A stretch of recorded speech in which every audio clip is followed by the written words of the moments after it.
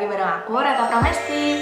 Hari ini aku nggak bakal ngomongin edukasi seputar PTN, tapi hari ini aku bakal ngasih tahu edukasi tentang investasi. Karena investasi itu adalah hal yang penting selagi kita masih muda. Kita coba cari passive income sebanyak-banyaknya ya, biar kita bisa menggapai financial freedom kelak. Amin. Nah, sebelumnya aku juga udah sering sharing tentang investasi atau finance di playlist yang finance, bisa kamu cek, oke? Sebelum nonton videonya, jangan lupa untuk like, comment, share, serta subscribe, karena subscribe itu gratis. Nah, hari ini aku mau bahas tentang EIPO.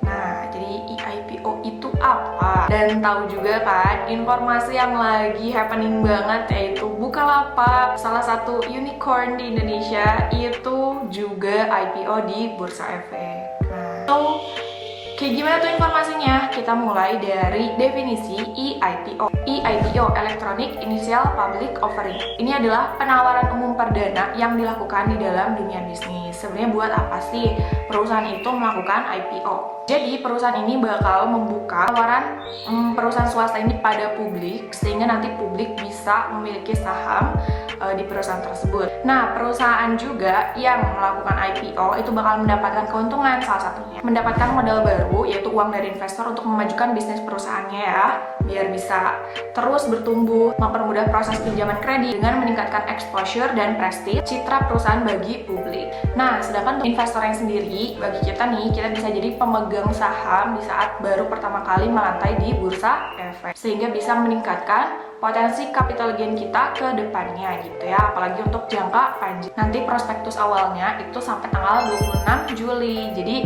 nanti kita antri dulu nih, bisa mulai dari sekarang kita bisa ikutan IPO-nya, tinggal update aja saldonya. Nah, kisaran harga penawaran umumnya adalah sekitar 750 sampai 850 per lembar saham. Masa penawaran umumnya sampai 28 sampai 30 Juli. Nah, ini masa antrinya itu sampai tanggal 26 Juli 2021. So, masih ada waktu sekitar 4 hari lagi ya. Nah, caranya gimana? Nanti aku bakal kasih tahu. FYI, jumlah sahamnya itu sekitar 25 triliun ya, 25 triliun lembar. Wah, banyak banget ya. Kita bisa untuk daftar IPO Bukalapak. Di aplikasi apa? Nah, aku bakal kasih rekomendasi. Jadi Ajaib, aplikasi Ajaib bisa membantu kita untuk menjadi bagian dari IPO Bukalapak. Yang mudah banget. Pertama-tama, kamu harus punya akun Ajaib. Silakan download dulu aja Ajaib di Play Store atau App Store. Nanti bikin akunnya, jangan lupa pakai kode unik aku, Farah120, biar kamu nanti bakal dapat hadiah saham. Selanjutnya, kamu bisa untuk masuk website ini, bit.ly/ajaibbuka ya.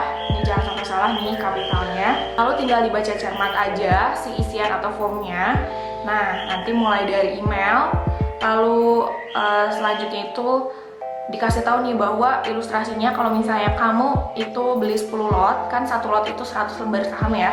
Nah, tadi kan satu lembar sahamnya 750 sampai 850. Nah, berarti kita coba dikaliin aja, berarti per lot itu 75.000. Nah, kalau misalnya pengen beli 10 lot itu 750 sampai 850.000. Kalau bisa si saldonya itu disiapkannya itu sekitar 750 sampai 850. Jadi jangan ngepas banget gitu ya. Takutnya nanti ada kenaikan atau penurunan. Jadi tinggal diisi aja jumlah lot sahamnya berapa ya, sesuai dengan kemampuan kamu. Nah, nanti dibaca aja ketentuannya. Kalau misalnya udah aman nih, kamu mau jadi bagian dari prospektusnya Bukalapak, tinggal di setuju dan submit aja. Nanti Ajaib bakal memproses daftar tunggu kita sesuai dengan harga pada periode offering atau penawaran umum perdana ya. Aku juga udah ikutan IPO Bukalapak di aplikasi Ajaib.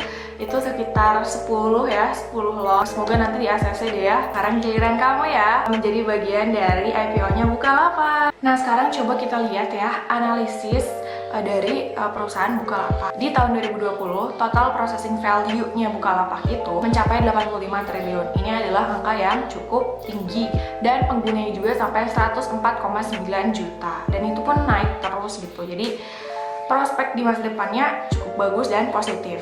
Bukalapak pun bertumbuh dengan performa finansial yang terus meningkat, strategi bisnis yang mendukung, dan potensi pasarnya juga yang besar dengan pangsa pasar yang tinggi. Aku sempat juga untuk sharing tentang Mitra Bukalapak. Nah itu tuh program besarnya Bukalapak juga, kayak merangkul masyarakat untuk bisa menjadi mitra Bukalapak untuk berjualan misalnya pulsa, token listrik dan lain sebagainya. Dan lalu CAGR-nya, Compound Annual Growth Rate-nya itu di angka 115% ya.